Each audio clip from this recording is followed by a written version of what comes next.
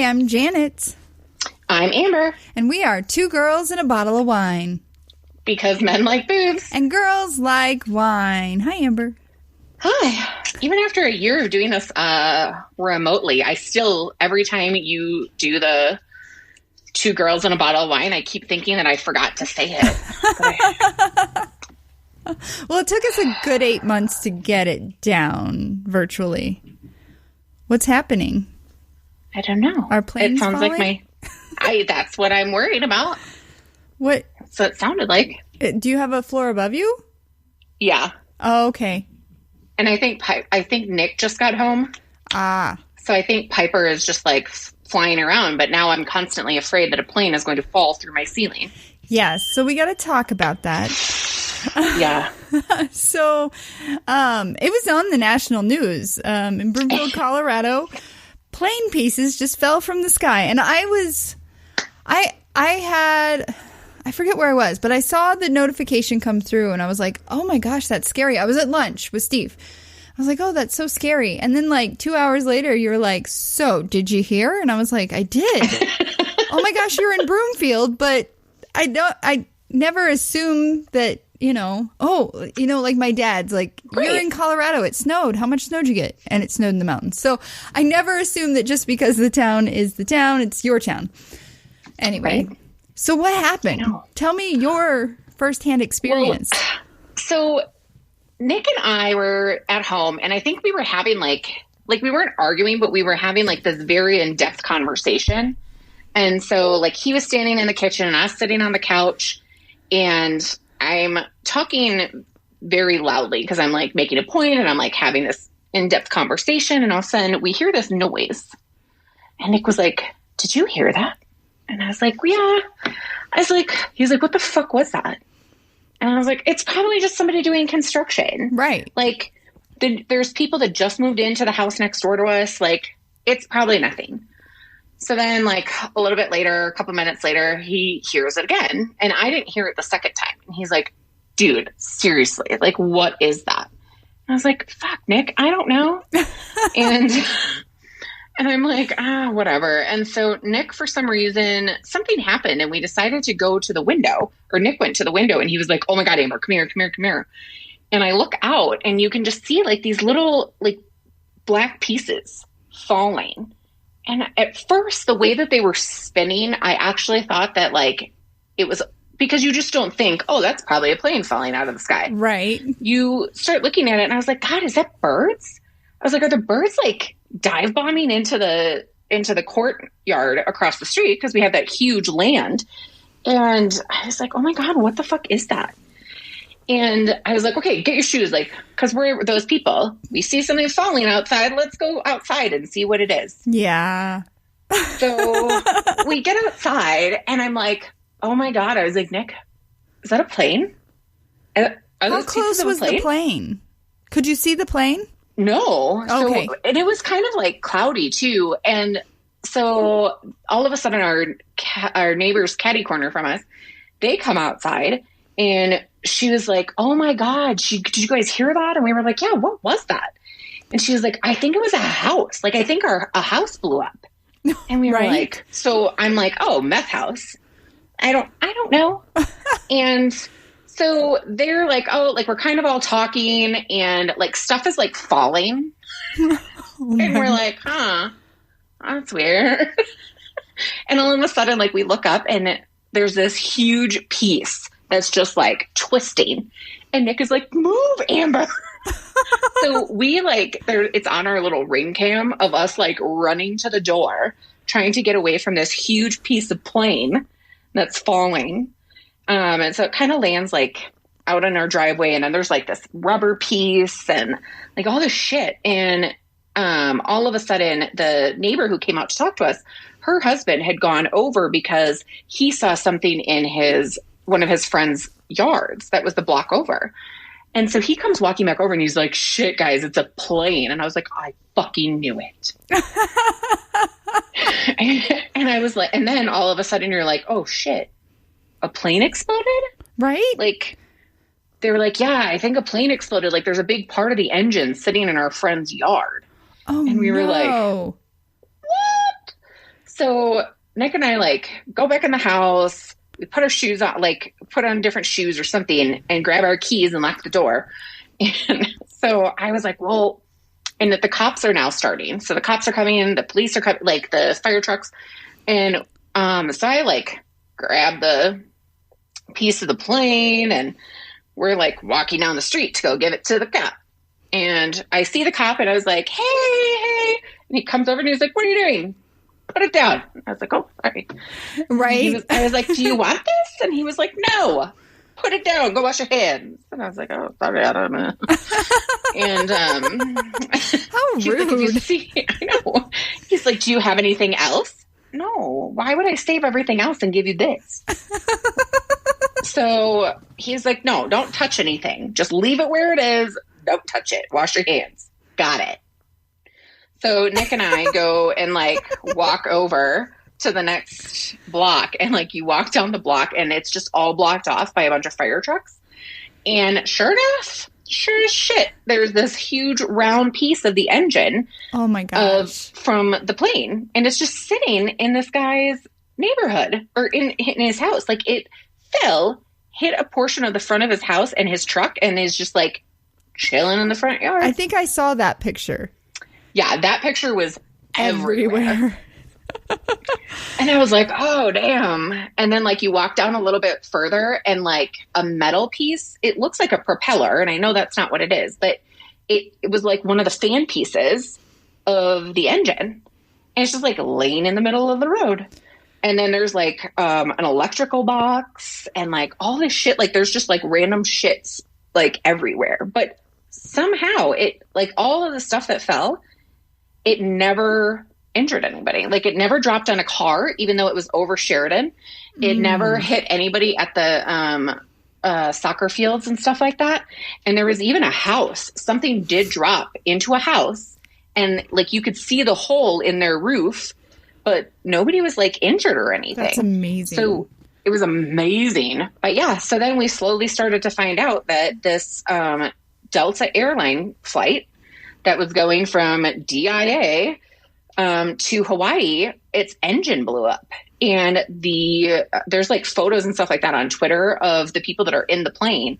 And it's insane. And they just said that it was so loud, but they ended up turning back around and rerouting to DIA again and dropping on land.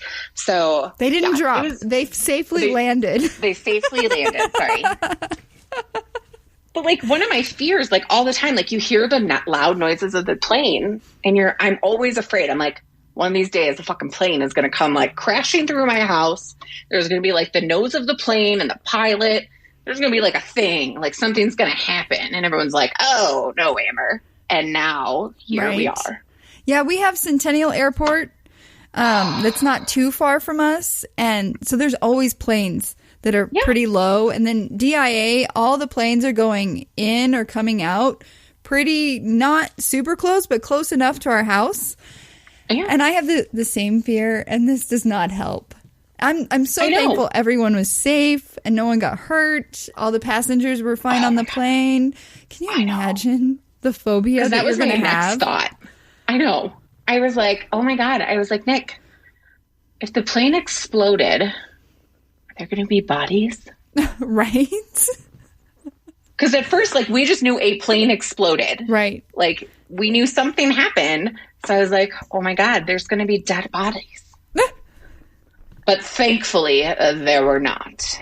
And so the United Airlines, the cops, the firemen, the FAA, the DIA, continued to traipse through our neighborhood and all the news channels. Did you get on TV? We did not, thankfully. But we stayed inside our home. I did get to speak to a nice fireman. Much nicer Piper than the cop. Pissed. Much nicer than the cop. Why was Piper pissed? Oh, because they kept coming up to the door. She's not happy. So they like took our information, and we had like 6 people come to our door and be like, do you have anything for the plane? For the last time, no, I don't have anything for the plane. And then like on Sunday, some random guy who's dressed in like all black. And of course the masks don't help. Mm-hmm. It's like kind of late at night. It's like dark. and my car is parked in the driveway, and all of a sudden there's like this man like lurking around my car. And he's got like this mask on, and he like rang the doorbell, and Nick's just hanging out in his man cave. I'm like, can you fucking come up here, please? And he was like from the media crew. But at first I was like, whoa, because the masks don't help. No. Because you're like, I can't even see this person. I couldn't see his media badge. Oh my god. It was a trip. You had a weekend. I did. Yeah. It was a lot of excitement happening. Oh my gosh. My goodness. Glad you're okay. Thanks. Yeah. I have some news that might be exciting. Oh. Yes. I spoke to Rescue. I've been working on trying to get this dog for 3 weeks now. Steve went and met the dog. It's at a rescue in Colorado Springs and liked the dog. We got the dog put on hold. And the only thing we're waiting for is for him to have his little neuter surgery and microchip surgery. Oh. There's a lot of dogs at this rescue. And so the wait for surgery is very long. So once a week, I've been emailing my contact. And I'm like, so how's the dog? Any updates? No, I'll let you know. She's very nice because every Friday I email her. Well, then I get an email this week from another lady from the rescue, and she's like, hey, here's the contract, read over it, let's jump on the phone so I can have you fill in all the information, like the dog details, so that when you come to the kennel, it'll be very quick for you to take him home. And I'm like, ooh, take him home, yay. So spoke with her, and she's like, I think he's on the surgery list this week, and as soon as he has surgery, you can pick him up that afternoon. I was like, well, I do work Monday through Friday, and I want to pick him up. So Saturday, and she's like, yeah, if he has his surgery this week, you can definitely get him Saturday. So I'm waiting to hear if he's having his surgery. And if so, it's very exciting. I'm picking him up on Saturday. I'm so excited. I have all the things. I bought multiple dog beds, toys. I have a crate. I just ordered a playpen and a bow tie collar. And I'm just so excited. And is he a poodle? He's a Shih Tzu. A Shih Tzu. Oh, I love Shih Tzus. There aren't any poodles or American Eskimos available. Steve's like, I really wish we were getting one of those two dogs. I was like, yeah, cool. This is a purebred Shih Tzu, and he's only a year old. He came from a puppy mill, so there's going to be some training needed, but I'm watching all the YouTube videos, and we're going to be fine. I wasn't ready for another cat, but Steve brought home another cat. So we're very excited. If it's not this weekend, hopefully next weekend, but I'm ready to be a dog mom again. So when you brought Piper home, anything I need to know? Any tips? I don't know. She was a puppy. Because she was a puppy. Yeah, she was like 8 weeks old, and she became Satan at about probably 12 weeks, and I hated life for a good 2 months. So, But everything's good now. She's potty trained. Oh, yeah. She's like amazing now. And actually this weekend, we will be puppy sitting. So Nick's friend at work is going to be leaving his puppy for the first time. Aww. And as adorable as it is that this man is so sad to be leaving his puppy, he needs to sack up a little bit because he's having quite the midlife crisis regarding this process. Gosh. And so he flies out on Friday morning at 5 a.m. Oh my. But he can't bring himself to agree to let us take the dog on Thursday night. He's like, well, but it'll be my first night away from him. I don't get to see him. And we're like, maybe we can be new place. Right? And we can be Snapchat buddies for this time period. I will send you all the pics, all the videos. There will be plenty of love. You'll be fine. It's going to be 3 days. You're just fine. But I'm very excited. He's super cute. What kind of dog is he? Wait. He's a lab. Aww. He's a yellow lab. He is absolutely adorable. So excited. His name is Henry, and he actually, I'll have to send you the link, but Nick and his colleagues at Photon Brothers they actually like created a little profile for him. And so he's like on their website as like the perfect. It's like the cutest little thing. Like they have him sitting up at like this desk looking like he's working. And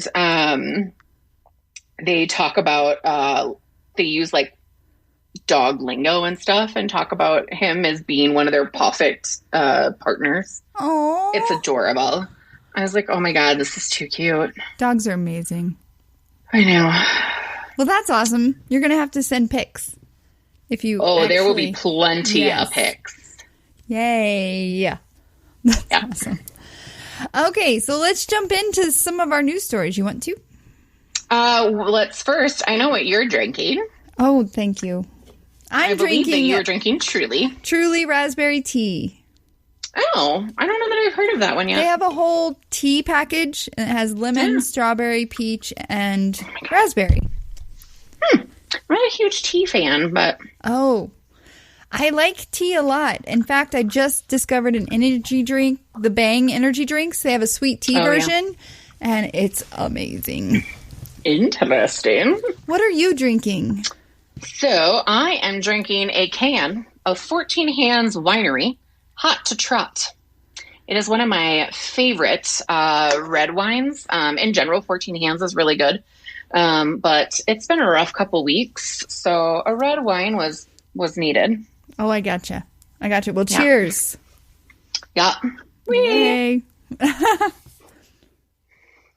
All right. Let's jump into it. First, fill it on the first. Yes. Almost forgot that. So it is March 3rd, but at the beginning of every month, there is a hashtag movement, if you will, to basically feel it on the first, which is making sure that you are feeling your breasts and the surrounding areas as well as your armpits to feel for any type of lumps that weren't there before or any type of changes that you haven't seen that you don't remember being there.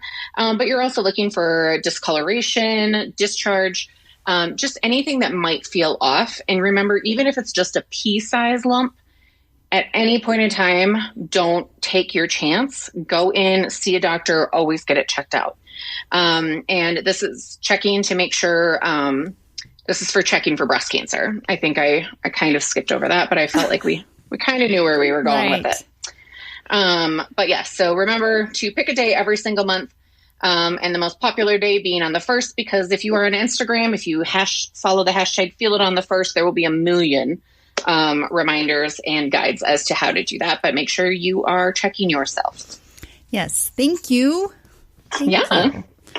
Speaking of Instagram, I found this story and it kind of made me think of Nick because he's the big cook in the family most of the time.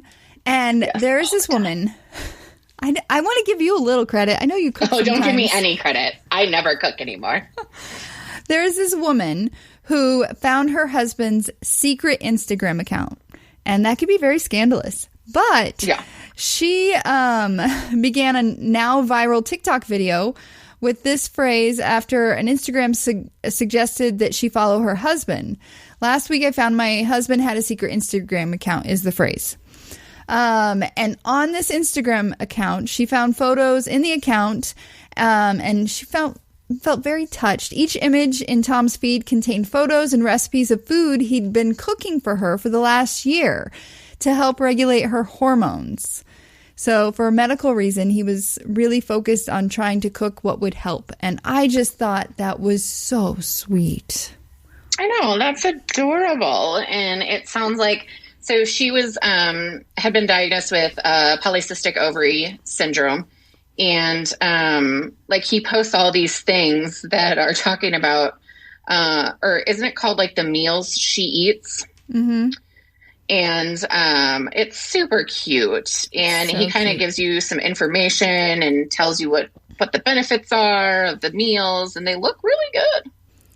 Yes, so cute. So I guess he's been an enthusiastic home cook for the last 11 years, and he started the Instagram account as a way to save a record of the recipes he cooks, since often he reads through a few different recipes, then combines them, kind of creates his own version.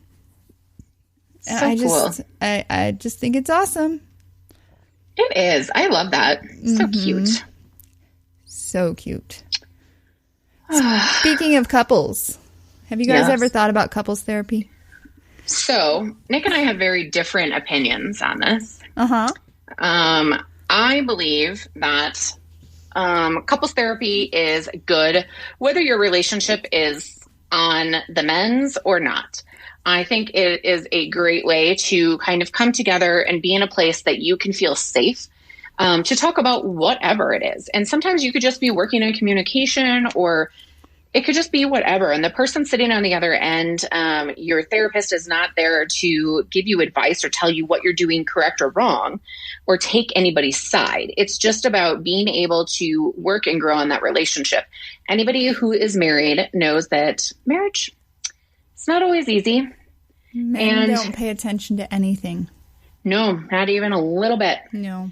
It takes some time. It does. And so you don't just like get married and like everything's fine. Happily ever after doesn't exist.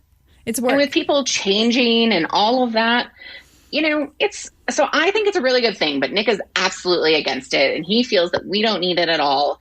And I'm not saying that we have a troubled relationship. Right. I just think it's good. I like going to the therapist. I think it's great to have that sounding board. But anyways, as you can tell, I have a soapbox, so let's move on. Well, I found this article of 5 things therapists wish you knew before you started couples therapy. So, Amber, you want to talk about the first one? Yes, I do. So kind of aligns with what you were saying. Exactly. It is okay to ask for help. So this is basically just what I was saying. Just because you're seeing a therapist, it doesn't mean that you're failing or there's a weakness in your partnership. It's an opportunity to work through issues and ideally build a stronger relationship. Couples don't always agree about whether it's the right choice, though. And so the primary obstacle for anyone going into therapy, especially couples, are the feelings of fear and shame. Like, wow, I must really be messed up if I have to see a therapist, or this is just so embarrassing. And that's just not how it is. A therapist in Los Angeles, Jamie Shank DeWitt, recommends people approach their partner with a suggestion of couples therapy by using a sentence that starts with the words, I feel. Which, if we all remember from grade school, I think we've been taught to say, I feel. And it automatically creates a safe atmosphere where neither partner will feel defensive or attacked for something that isn't working in the partnership. And next, it's important to ask your partner how they feel about going. Make sure to empathetically listen to their thoughts, feelings, and concerns so they feel a part of the process too. After all, the more you both can enter into couples counseling feeling heard, seen, the better the odds are that you will feel good about starting. Yes. And number 2, not every therapist will be the right fit. Making it to the first therapy session, even over Zoom, is a step that should be applauded. However, it's important to talk to your partner after about whether the therapist is a right fit for your needs. As a client, you're also interviewing and evaluating the therapist because sometimes it isn't a perfect fit. The important part is to not be discouraged and to try another therapist if you and your partner aren't feeling a connection with your provider after the first session. The first therapy session is really about an introduction. In that way, it's important not to expect to walk out with helpful ideas or interventions. Usually it's just gathering information. Hopefully each person gets to talk. Sometimes one can dominate, but it's important everyone gets a voice. So important. So next, make your appointments sacred. Making positive changes requires a long-term commitment and effort. Experts say therapy is most effective when couples keep their weekly regular appointment. No excuses. After you have arranged a day and time for your weekly session, agree that this is a sacred appointment that you will both do everything in your power to keep. Obviously, you will both be understanding when life happens and you have to miss a session, but this appointment should be kept as frequently as possible.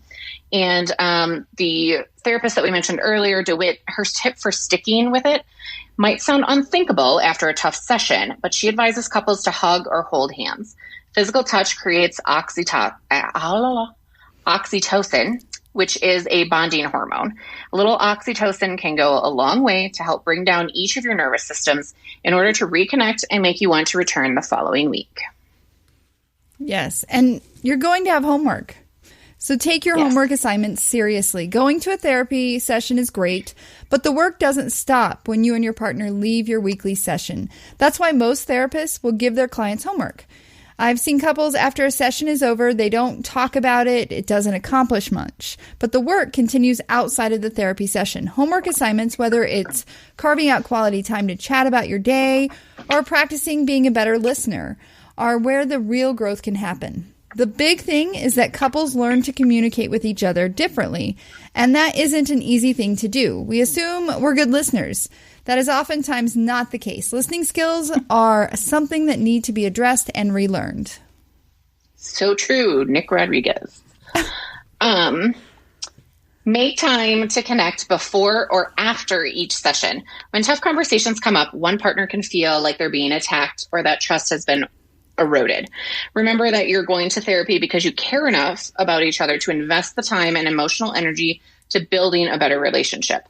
DeWitt recommends couples treat their weekly appointments just like a date night. It can be challenging when people's lives are already so hectic, but creating time for each other before or after can give you space to reconnect and appreciate all the hard work that you are doing to repair your relationship. Yes. Yeah. Such good advice. Agreed. All right, before we jump into Bachelor Nation, I found this article about I'm very excited about it. Sipping wine with sloths. Sloths have become quite the prized Are they still animal. popular? I feel like they are. I see stuff for sloths all over the place. So it looks like you can sip wine with sloths at Barnhill Preserve in Louisiana. Right. Have you been to Louisiana? I have just once, though. I had to go to a conference out there. Which part? Well, I don't remember. Okay. Cool. I've never been to Louisiana. So tell us about the sloths. I knew you'd love this when I saw it. I know. So Barnhill Preserve is an animal sanctuary over the tiny town of Ethel. And it might just be one of the best kept secrets in the state. So September just got leaps and bounds better with this one-of-a-kind event happening at Barnhill, and you are not going to want to miss it.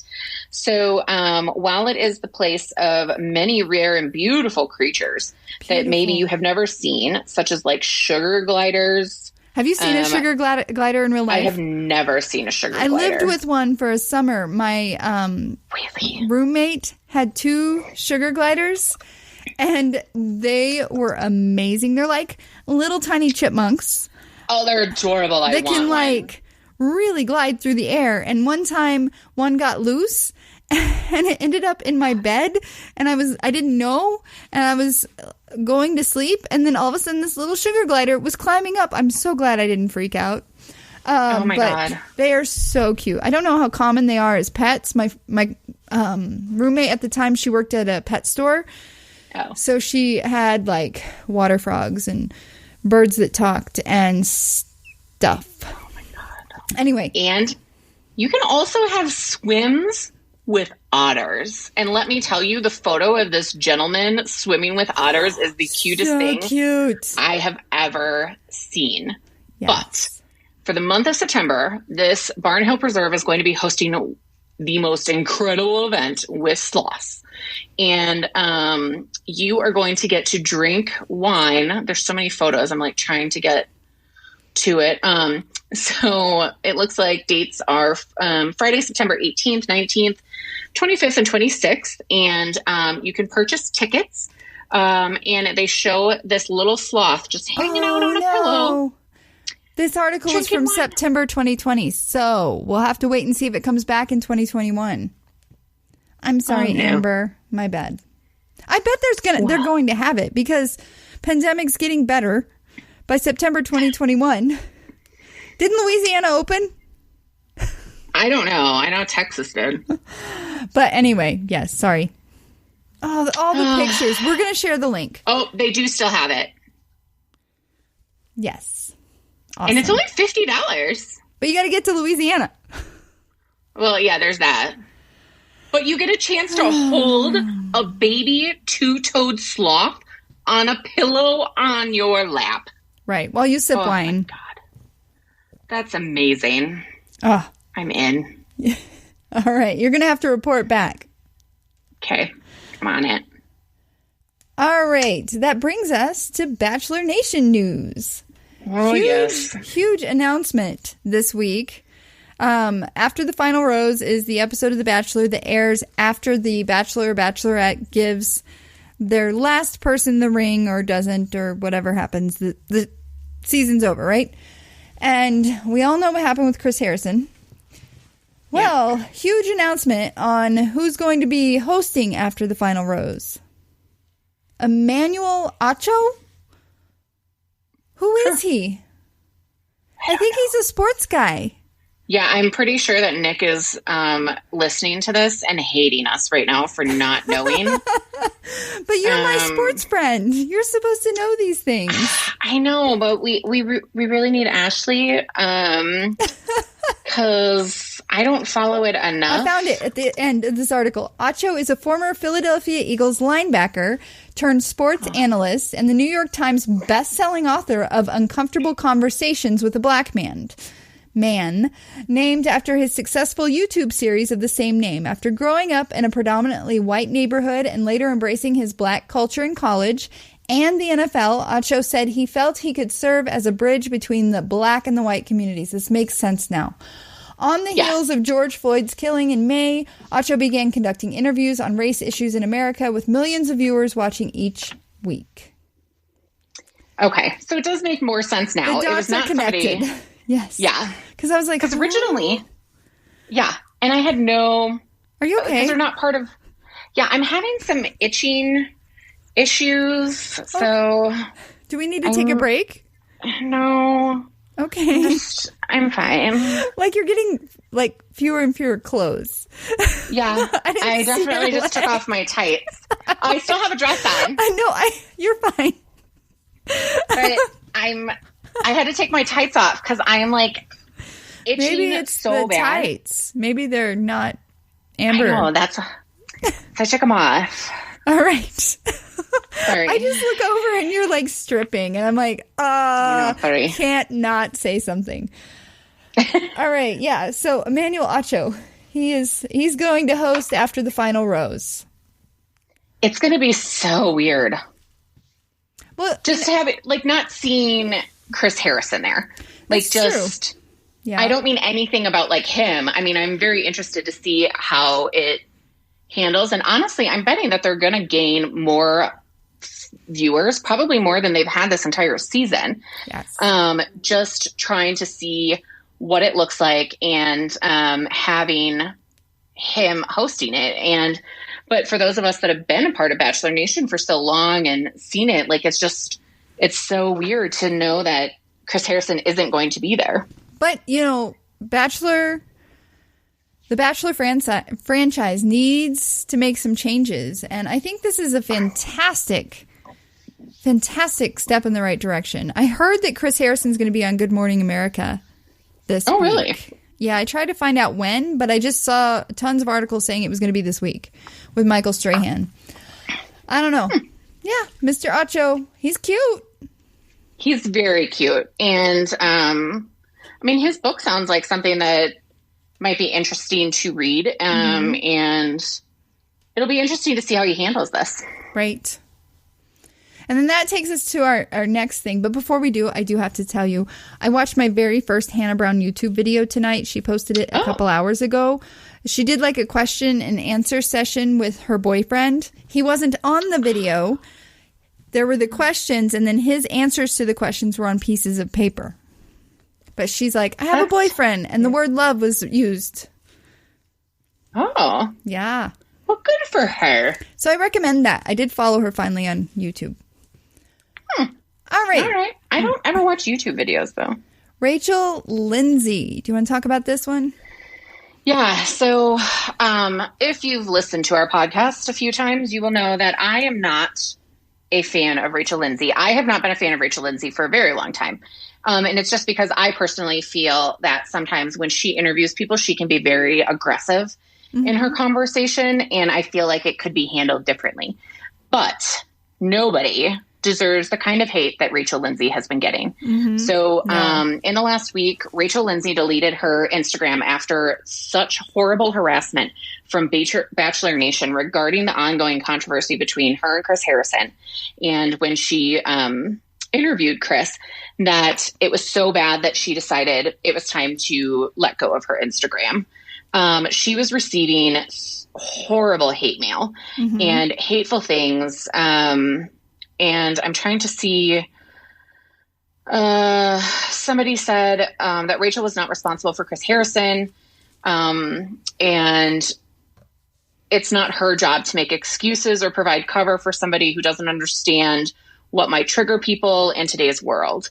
And so many people came out for love with Rachael, but of course there was a ton of, not of course, but there was a lot of hate that went to her individual direct DMs. And she just decided it was time. And I just think it's absolutely horrible. I think that in this culture that we're living in, I find it, I guess, like, I don't like Rachael Lindsay, so I don't follow her. Right. I don't go to her page. There are trolls. I know, but I still, to this day, whether it's Rachael Lindsay or anybody, even when it was Hannah Brown or whoever, like... Why? Just scroll past it. Maybe you don't go to it. What good are you doing for yourself and that other person? It's just like I tried to tell Nick when it comes to road rage. The other person does not care that you are yelling at them and telling them what to do. Until they do, and then it can be very dangerous. Yeah. Nick. It's just not the way to promote change. Like, if you want somebody to change how they're reacting to something, you have a civil conversation and you try to understand their side and you meet in the middle. You don't attack them and send them death threats. Right. Ugh. So, yeah. So, do you want to jump into the last 2 weeks of The Bachelor? Let's do it. I can help with the first 2 weeks. What? We only have 2 weeks to go over. What do you mean? You'll find out when we get there. All right. So, the week before last were the hometowns. Yes. And we were down to the final four: Michelle, Rachel, Bree, and Serena P. Yeah, and it's funny because, not funny, but I like the hometown dates, but at the same time, I have like the least amount of notes when it comes to hometown dates because there just really isn't much to talk about. Yeah, you're correct. I have only 2 pages. Yeah. So we start with Michelle, and Matt was questioned by her students via Zoom. But they were also matching, which I thought was adorable. Yes, that's very true. And they were asking some cute, have you kissed? I know. They were adorable. So cute. Little Elise, she cut the cake. She was the one who read the letter from Michelle that Michelle wrote to her about making sure that she concentrated and when she was trying to take a test, and it was adorable. But she asked them a question about, she said, that her teacher, Michelle, has inspired her in so many ways. So how will they inspire each other? And I was like, oh my God, that little girl. She was so cute. She's going to be president. Mm-hmm. And then Matt meets Michelle's family. Mom, father, and as always, the father was hesitant. Matt said if he picked Michelle, he would move to Minnesota, which made me go, crap, he's not going to pick Michelle. And Michelle's who I want him to pick. Michelle is my favorite of the final four. But he's not going to move to Minnesota. No. I was like, crap. Flag on the play. Flag on the play. That's a sports reference. I know this. That's all I have about Michelle's date. Did I miss anything? No, I don't think so. I mean, I think at the end, she does tell him that she's falling in love with him, and you can tell that she's kind of like super cute, like little giddy about it. Like she's almost a little nervous and embarrassed to tell him that she's falling in love with him. But she does tell him that she's falling in love with him. So then we move on to Rachel. Yes. Who she blindfolds him and drives him out to a plane where she tells him that they're going to go skydiving, which turns into quite the experience for them. As they're coming out of the plane, like you see Matt, and he lands the way that you're supposed to. Now, I have not been skydiving, but I have heard how you're supposed to. You kind of go into a sitting position because they're doing tandem skydiving. Right. So you're supposed to go into a sitting position. Well, all of a sudden you see like Rachael, and she crashes into the ground. Like they didn't even look like they were attempting to do what they were supposed to do. So I actually found this entire scene highly disturbing, not just because of the fact that Rachael crashes into the earth, but because she doesn't look like she's awake. She looks like she is completely out of it before she even hits the ground. Right. Like she just looked like a rag doll, and they don't address it at all. Like there was a very little conversation about what happened. And I actually saw an article where the guy that was skydiving with her, I think his name might be Adam. He actually like broke his ankle, and he's out for the rest of the season for skydiving. Oh no. Because of this ankle injury. And so like we didn't see any of that. I mean, as much as we normally see a lot of the emergencies and all of that, they were very short on this. Like they show Matt rushing to her, and then all of a sudden she's sitting up and he's pulling hair out of her face. Right. Like, or grass out of her face. And I'm like, what is happening? It's very odd. Yeah, I agree. Something wasn't right there. And it wasn't a date that I would think would be a solidifying date for, pick me fantasy suites. Like it didn't really show anything about her. Right. It should be something that like take your hometown to him, and that's not what happened. Right. Then we meet her family, mom, dad, and sister. Their hesitance turned into acceptance. Yep. Rachael was upset because Matt didn't ask for her hand in marriage from her father. And Matt said he would if she was the one at the end, and he would do it via phone. Yeah. I liked that because I loved that. So many other bachelors have done it to all 4 people, and it's so like, ugh. I know. I loved that as well. I even put like a little note in there that basically the same thing you said. The past bachelors have almost always done it, and I love that he didn't. It's just another reason that this season, as controversial as it has been, I have enjoyed a lot of different things because of the way that Matt handles things. Yes. And then we go to Bree, where they're off-roading. Yes. It was much better that they went off-roading in a Jeep this time. Mm-hmm. So that was fun. Okay. And then family. We meet the mom and a new baby sister and her best friend. Yes. It was so cute that she got to meet her baby sister for the first time. Yes. And then adorable. After speaking with her mom, she opens up to Matt about how she's falling for him. Yep. Yes. Then we get to Serena. Yeah. Serena P, right? Yes. She gives him a lesson in Canada, which I thought was very cute. Again, that was adorable. Showing, where she's from. And then we get into and Matt parents. didn't know what a toboggan was. Did you know what a toboggan was? Yeah. A toboggan was a boat. There's toboggan races.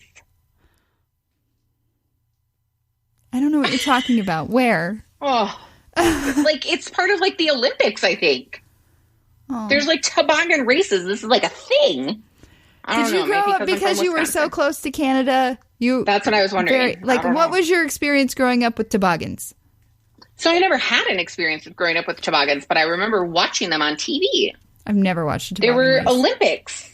They have a toboggan race. And what do they call a hat? A toque. Toque. Caitlin Bristow taught us that on her stories, I think.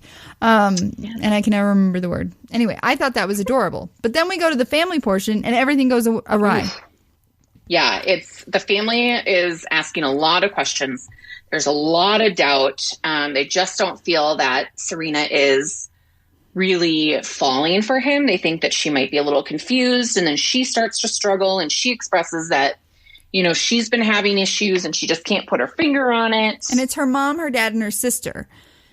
And I think we really, like, when she sits down with her sister, like, her sister's like, no. Mm-mm. And Serena's like, really? Oh, you're right. It's kind of my synopsis. Yep. And then afterwards, Matt sensed this. He's very perceptive. He's a great guy. He's very perceptive. And so... Go ahead. Oh, go ahead. No. So she kind of expresses to Matt as they sit down that she's just going through some things and she has a lot of thinking to do. And so you can tell that Matt is starting to, like, he's just very concerned. So you kind of cue it over to Chris Harrison. He walks in and they start talking about the family gatherings. And that's when Matt talks about the red flags with Serena. And this is one that he's really been excited about with Serena P. Mm-hmm. But he decides that after much encouragement from Chris, that it is time to go talk with Serena before the ceremony so that way he can understand what she's feeling. Yes. And so he goes to talk to Serena, tries to give her some validation to try and help her with her confidence in the situation. But she just kind of says, you're not my person. And she sends him home. Or sends him away. She does. Which is very opposite. Yep. And I also liked the way that Matt handled it. Like, he was extremely upset, you could tell. But he was like, you know what? Like, if this is what you want, then this is what you want. Right. So then the final rose ceremony, and everybody gets a rose. You get a rose, you get a rose, and you get a rose. I know. So I was like, if it was Rachel me, and Bree, I would have just been like, come up and take a rose. Right. You guys are good. Yeah, let's do a shot. Yeah. So then that brings us to this week, which is Women Tell All. Yeah, so this is the part where I was like, I'm not going to be able to give you much on this. Oh, see, I have like... So, because I hate... I know you do. Women Tell All. I know. And I remember the last Men Tell All, and I didn't take any notes, and I was like, I'm going to do better. And I did. Well, at least one of us did, because I didn't even watch it. Well, let me talk you through it, and you just add in your amberness. Okay, perfect. So the episode starts with a disclaimer saying that it was previously recorded on February 4th, less than a week before Chris Harrison's interview with Rachael Lindsay, because he's very present in the episode. We have 15 women and no audience. Very awkward. Started with a recap of the drama and negativity, which was this season. Yeah. And Chris Harrison starts with the MJ and Jasenia drama. Jasenia says her problem is that MJ never owned up to her bullying. Of the MJ and Jasenia, whose side were you on? Oh, I was definitely on Jasenia. Agreed. And MJ insists that she told Matt everything and apologized.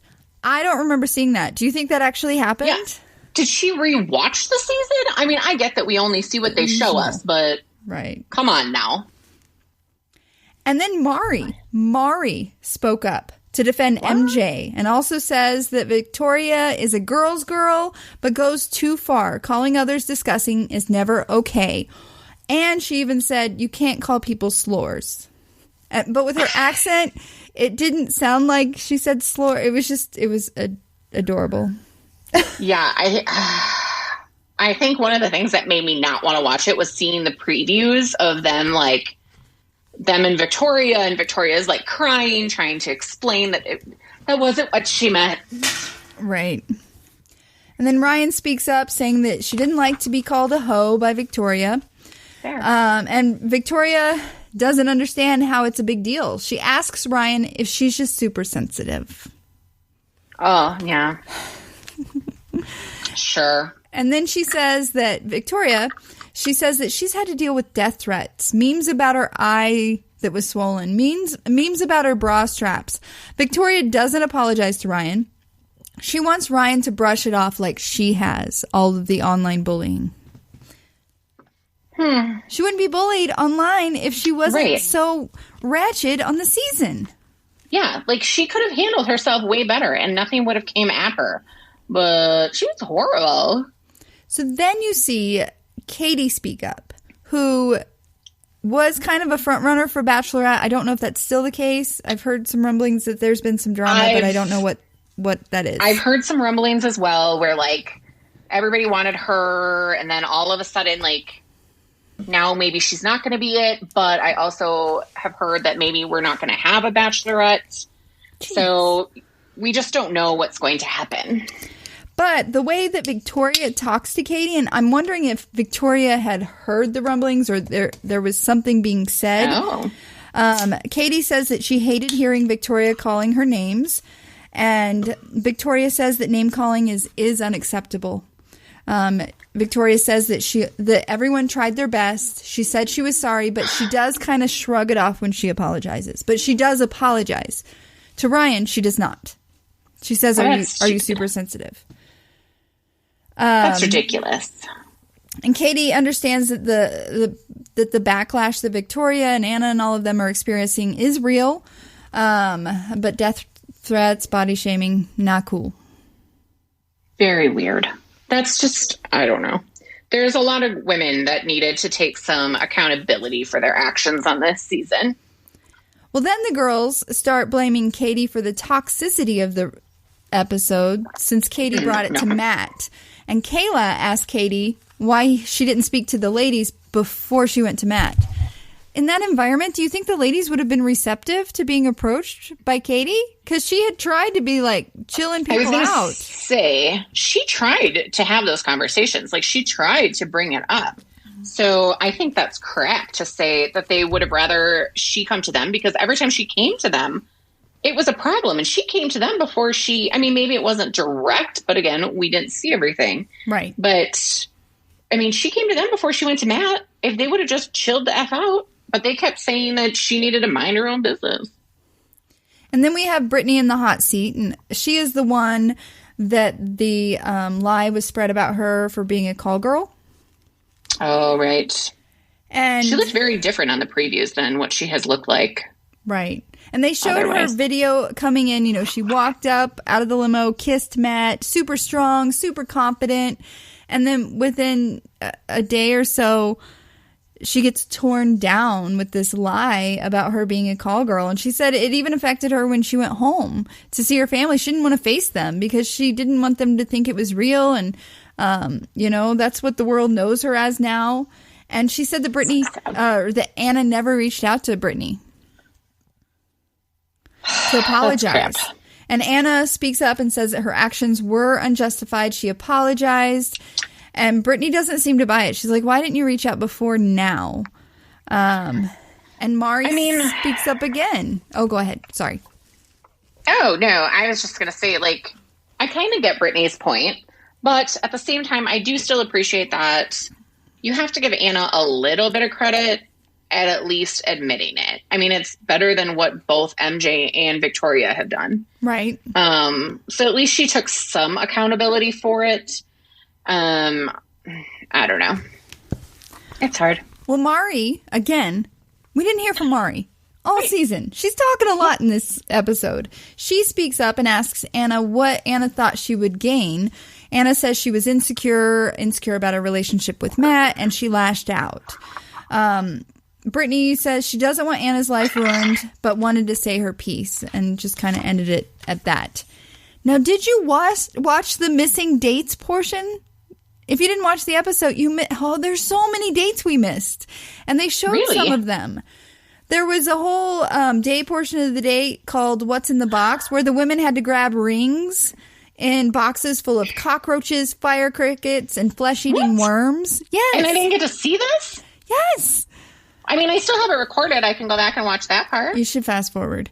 And then they show the Ben Higgins day. Before the obstacle course, the girls had to stuff their faces with pancakes and then chug a beer. What? And we didn't see that. There was an episode of Hide and Seek where Bree, Rachel, and Piper all found Matt and ended up in the hot tub with him. That sounds fun. There was another episode where they were all chugging raw eggs. Ew. But yeah, you got to go back and at least watch that part. So I have also been seeing photos where they are saying that Heather Martin was there. Yes. So she got cropped out. Yeah. You see her in photos, but you didn't see her in the episode. She didn't say a dang thing. Wow. Yeah. Poor Heather. Good stuff. I bet she feels a little embarrassed. Yeah, she probably should. She was treated horribly, though, by the women. Katie sits in the hot seat, and it's not really there's nothing to talk about. It's kind of fluff. If at that time they thought she was going to be the Bachelorette, it was very on par for that. Like, talked about her journey and how she doesn't regret it and all of that. Then we see Abigail. So I did see Abigail's. So I did see her. Yes, I did see her in the hot seat, and it was so cute. Yes. She was so good. And she's gotten so much love from people, as she should. Absolutely. Then Piper's in the hot seat, but again, nothing really to say about her. Then we have Serena P., who we just talked about, dumped Matt. They show her journey, and she broke down. She was, like, crying. I was like, oh, no, is she going to, like, regret this? But she ends up standing by her decision, and she wishes Matt nothing but the best. Oh, because I did see, like, a little preview of them asking her something about, like, do you think that you might, like, there could still be a chance with you and Matt, or something? Like, do you still have feelings for him? And she was like, I care about him, but I wish him the best. And then Matt arrives with a horrendous beard. Yeah, I've been actually seeing it on Instagram. Ew. What are your thoughts? You know, I don't mind beards, but it just doesn't quite look right on him. No. It just looks very odd. Why? Yeah. And he, again, in Matt James style, he doesn't think anyone is a bad person, even Victoria. He said he knows their hearts, and then he goes, Victoria, I know your heart. And Victoria... I don't even think she has one. Well, she speaks up and she starts crying. She was hurt by Matt, and he apologizes to her. What? Yeah. Oh, that makes me lose a little respect for him.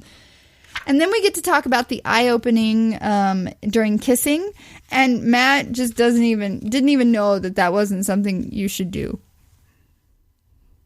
I mean, I don't. Whatever. It's such a small thing. It is. But when you see it on TV, it's not as small. Yeah, that's true. They did show us that we missed Matt eating hot wings with Tayshia and JoJo. I have seen some little clips of that. And then, of course, they had the bloopers with dodging of bugs and such. I always like the bloopers. They show a preview for next week, and we see crying. We see that Matt's dad arrives, who he doesn't really have a relationship with. So we'll see how that goes. Interesting. And Matt is crying. I think it's about his dad. I don't know. We'll see. In 2 weeks, St. Patrick's Day, we'll be back here. We will be. Yeah. What are you thinking? What? You got quiet. I don't know. Next week is going to be very interesting with whoever it is that he chooses. I am curious if he might be choosing Rachael and what that is going to look like and play out as. And after the stuff that came out. Yeah. Yeah. And then I also think, so when I think about March 17th and St. Patty's Day, that is also a very significant date for where I work. That is the day that we've provided, or the day before. So March 16th is the first date that we resulted a coronavirus result because we had our testing up and running on March 15th. And so we resulted on March 16th, and March 17th was the last day that we were all out in public before the shutdown. So the shutdown took place on March 18th. We all celebrated St. Patrick's Day or whatever it was that we did on that day. And the following day, everything shut down and our lives have changed forever. So forever. I'm sorry. I get excited about St. Patrick's Day, but it's kind of I know. I mean, it is exciting. It's also just crazy to be a part of the history that we've been a part of, and to think that we have been in this for an entire year. Yeah. Well, before we go, are you watching anything? Are you listening to anything? What's going on? So I should have brought it up on my music list. I have been listening to the new Miranda Lambert song with, who is the new person that she just did a song with? It's a great song. I don't have it. It is a very good song. Ella King. Yes. I just happened to be looking because I haven't been on iTunes in a while to see like what new music was out. And I know that like Luke Bryan's stuff isn't coming out until April. He has released some new songs from his album that was supposed to come out last year. And so I happened to be going through it and I found the Miranda Lambert song and I downloaded it. And it is honestly one of my favorites. Drunk and I Don't Want to Go Home, right? Yeah. It's got a really good rhythm to it, and I think that they mesh really well together. Did you watch the video? I like it. No. You need to do that. I never on watch YouTube. the videos. I love videos. I know. I never go on YouTube. Speaking of Miranda Lambert, since you brought it up and not me, yay. Tomorrow morning, my cycle bar, one of my favorite cycle bar instructors, is having a Miranda Lambert versus Gwen Stefani ride.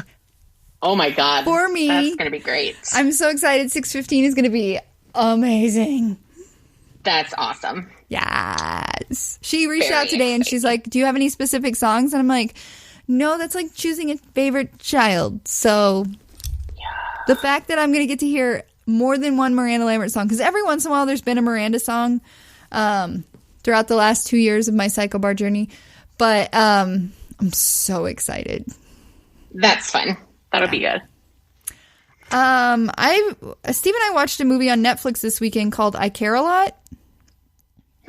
Haven't heard of that.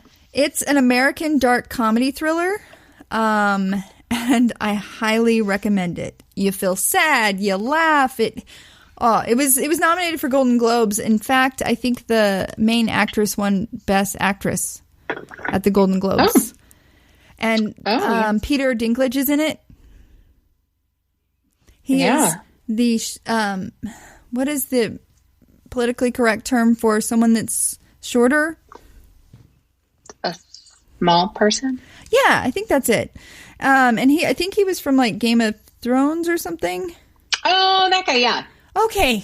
I didn't watch Game of Thrones, but he is I a didn't fantastic, either, but I know who you're talking about. Fantastic actor.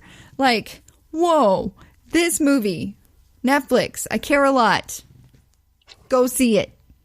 Now. I'll think about it. Are you listening to any new podcasts or anything? I have been listening to Tom Brown's Body.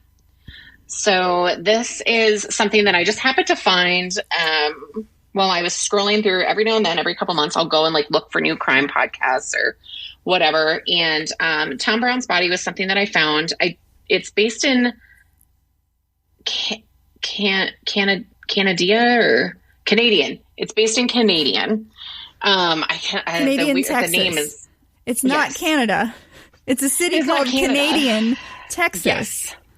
Huh. I'm subscribing. And it is about a senior in high school that goes missing. And the town, there's so many rumors. He goes missing in 2016, I believe. 2016 or 2017. And it's just a very interesting story. I mean, it's kind of just like a lot of the other podcasts where you're going down the road and you're listening to them interview different people and talk to the law enforcement and doing their searches. And there's a lot of very heated discussions between the investigators and the police. And everybody's kind of throwing around blame against everybody else. And the clues that lead to where Tom might possibly be are very curious. And so I've been listening to that and I don't hate it. I think it's been pretty good so far. I think I'm on episode like four or five. So I've been listening to that pretty religiously. I just downloaded it. Yeah, it hasn't been too bad. Did you know that I just started. Oh, go ahead. Oh, go ahead. No, you go first. Did you know that Unsolved Mysteries started a podcast this year? Oh, I did not know that. I don't like the new version of Unsolved Mysteries, but I wonder how I will try and download one. We'll see. Sorry. Back to you. Nick just made some weird sound like he was going to pass out in the living room. I'm trying to find the name. So I started a new book. I have been reading, oh my God, I can't find it. I think it's One Last Child is what it's called. I literally just started it today, but, the book that I was reading, The Perfect Couple. Oh, it was so good. It was a psychological thriller. And honestly, like as you get closer and closer to the end, like I just couldn't stop listening. It was so good. And so now I've started another one called One Last Child. It's a detective book, and it is about 5 missing children that go missing. But then apparently all the children except for one are returned. And the one child that's not returned is the granddaughter of a homicide detective named Kate Wakeland. And so I'm only on like the chapter 3, but it's got 3 books in the series. And so it's One Last Child, The Lullaby Man, and The Silent Town.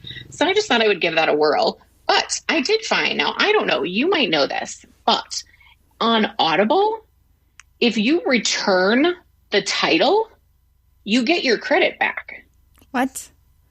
That's gotta be new. So last night, I didn't read anything. I had 2 credits that I hadn't used, and I was kind of going through because I needed a new book. And I happened to click on some of the ones that I've already read. Like, I don't reread my books, really. Right. And so I clicked on it to look at something. And all of a sudden, I saw return title. And I was like, oh, huh. And I clicked on it, and it was like, you now get 1 credit back. And I was like, what? So I now have 5 credits that I can spend because I returned 4 titles or 5 titles. No, 3 titles. I'm looking at this. I'm going to look into this. Yeah. I have so I was like, books. oh my God, I wonder if Janet knows about this. No, I've switched to the Libby, my library app. Right. And so I was like, there's no way. Like, so I love it. I'm like, oh, sweet. I can just keep reusing these. We'll have to check that out. So I started a new book. It's also a psychological thriller. It's called Disclaimer by Renee Knight. I think I've heard of that one. It's about a woman who's haunted by secrets. She found a mysterious novel at her bedside, in her bedside table, and it's her past catching up to her. Interesting. Oh, bless you. I felt that one coming. And it switches back and forth between her and the antagonist. That's the one that's coming after you, right? Or the protagonist? I believe so, yes. Okay. Yeah. So good. And I just borrowed the one that you said, The Perfect Couple. So it's really good. Like, I feel like it kept me engaged all the way from the beginning. But when I got towards the end, like, I couldn't stop because I was like, what is going to happen? What is happening? Oh, that's awesome. What was I going to say? I don't know. I lost it. Dang it. I don't know. Remember how you went to that live podcast with me, Grace and Mamrie? Yeah. Grace got engaged. Oh, that's so fun. I was very excited. So, Grace Helbig, awesome. Congrats. Very cool. Oh, you're just killing those sneezes, bud. Ay. Ooh. So that was very exciting. You don't listen to their podcast, do you? This might get weird. I do not. Yeah. Got it. Cool. Do you have a positive Polly? I do. So we try to convince ourselves that somehow doing it all is a badge of honor. But for many of us, it is a necessity, and we have to be very careful not to lose ourselves in the process. I don't know about you, but when I need things to be done, and then I find peace. If things aren't done, I am neurotic biatch. Yeah. Same. But we don't want to lose ourselves. That's very good reminder right there. Oh, your hair's all out of hand from your sneezing. I have one last Cosmo tip since we don't have a wine book. Oh, okay. So I know you probably have the wine stuff ready, but we'll start that next week. So did you know there are several things that can help you open a jar? Oh, right. Do you ever have that problem? I do. I can't open things. Sometimes. Okay, I guess I have it more than you. And when I feel Steve's like I'm gone, I'm like constantly trying to find ways to open it. I think my brain is getting confused because I'm used to like wine. So the Jar. Cosmo tips talking about a jar is confusing me. Like a queso or a salsa. Yes. Or a jelly or pickles. Yeah? Yeah. Do you open jars often? No. Oh, I guess I'm a jar lady.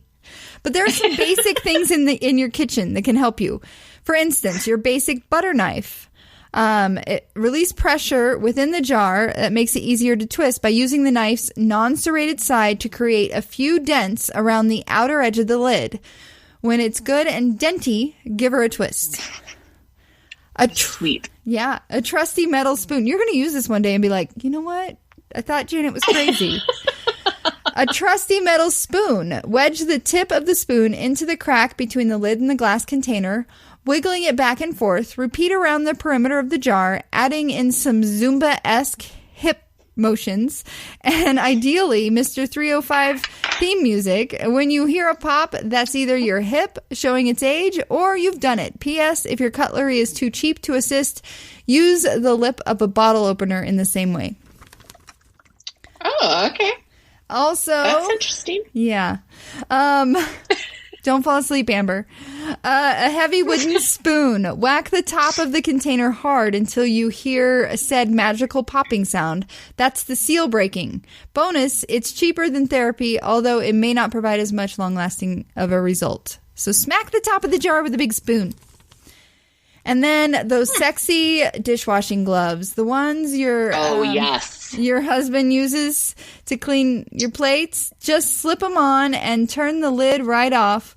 I don't have those gloves in my kitchen. Yeah, if my husband is using gloves to wash our dishes, I'm getting a new husband. Right. That's weird. I also find it very helpful to run the jar under hot water that releases it. That's what I do. Or you tap it on the side of your counter until it releases it. There's lots of other, but I found these to be things I had never heard of and I was very excited about.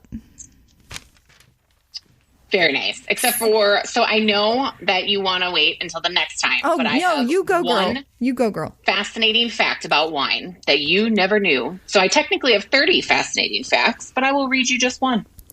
So, number 5, during the early Roman times, it was forbidden for women to drink wine.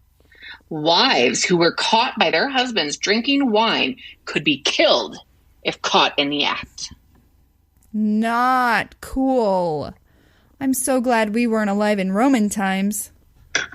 Right? We would have never survived this last year or at all. Wow. So these are going to be exciting. Yep. I'm excited. Do you want me to start bringing the positive polys since you have the wine facts? Yeah. You're like, get some of this off my plate. Awesome. I just looked at a piece of paper that my husband has on this counter, and this is what it says, Amber. Can you read it? It says, "What is fuck?" Interesting. Is that like a question for Google? I don't know. He records podcasts down here too, so who knows? Who knows? Do you have anything else before we go? I do not. Well, everyone, thank you so much for listening. Like, share, rate, subscribe, all the things. Share. We'll be back in 2 weeks on March 17th for, I guess that's the end, right? We'll have known everything. Yeah. After the final rose and everything. Maybe we'll know if there's a Bachelorette. Maybe. All right. Bye. Bye.